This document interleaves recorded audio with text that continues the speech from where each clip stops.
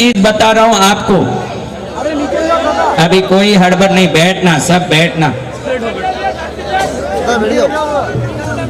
जो कुलदेवी को नहीं जानते वो कौन है, देखो हाथ ऊंचा करो। आपको बताऊं कि आप अपनी माँ को माता बुलाते हो कि उसके नाम से बुलाते हो?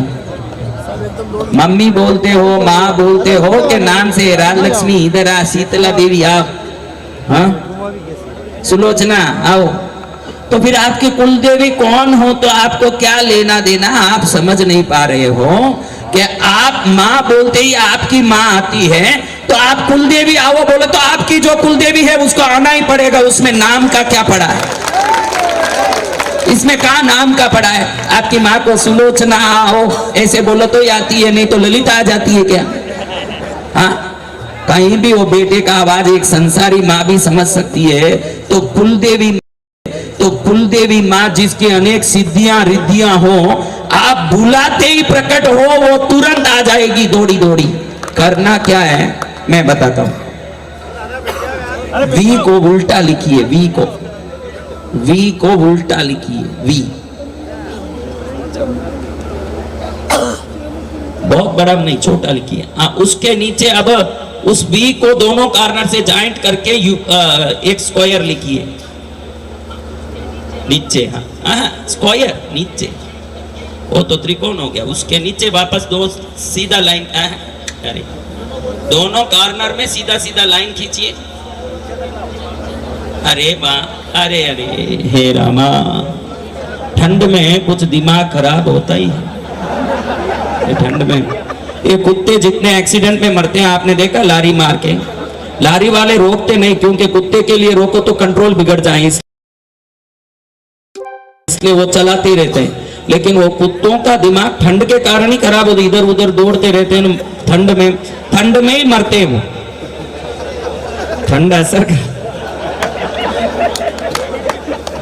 अरे मेरे पास एक पेन पेपर लाओ ना।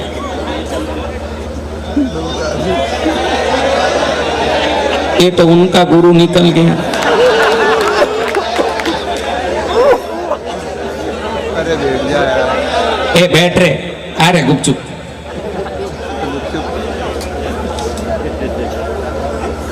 तू क्यों खड़ा हुआ? बैठ।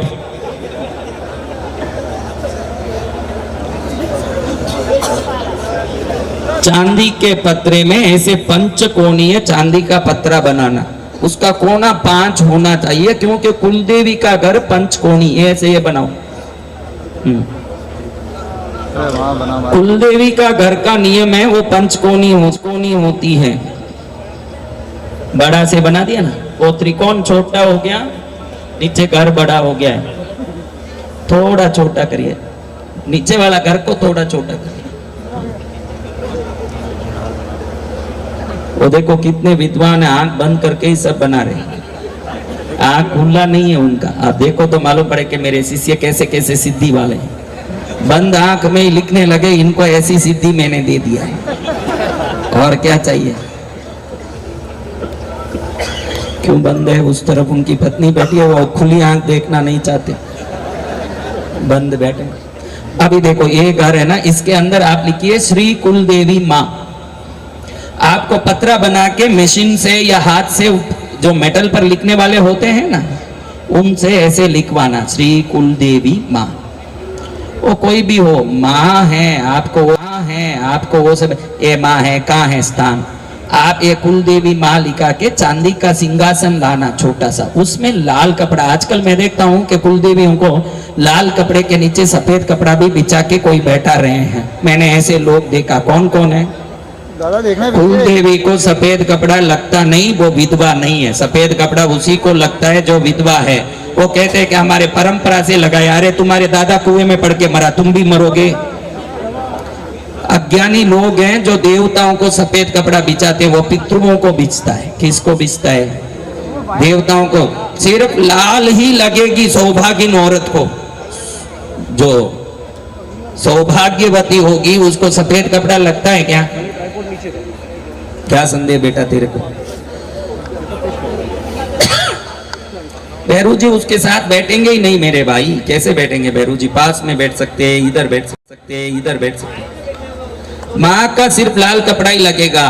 सफेद कपड़े में विधवा ही रहती है। जिस घर में सफेद कपड़ा साथ लगा हो, व्यापार में गड़बड़ होगा।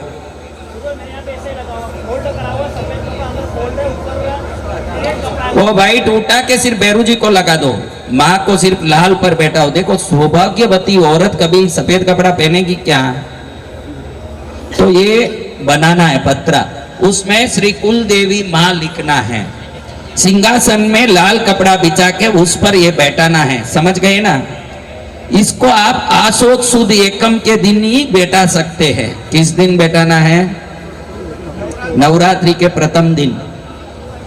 सापित सुबह सुबह सूर्योदय के टाइम करके अच्छे से पूजा पाठ भक्ति करके 10 दिन तक इसकी सेवा करके प्रार्थना करें कि हे माँ हमारी घर की रक्षा करो। तो नाम की जरूरत नहीं है, आपकी जो भी कुल देवी है अपने आप दौड़ी आएगी कि मुझे बुला रहे हैं। उसी दिन से घर भी स्वर्ग बन जाएगा और कुछ करने की जरूरत नहीं पड़ेगी। क्या बेटा?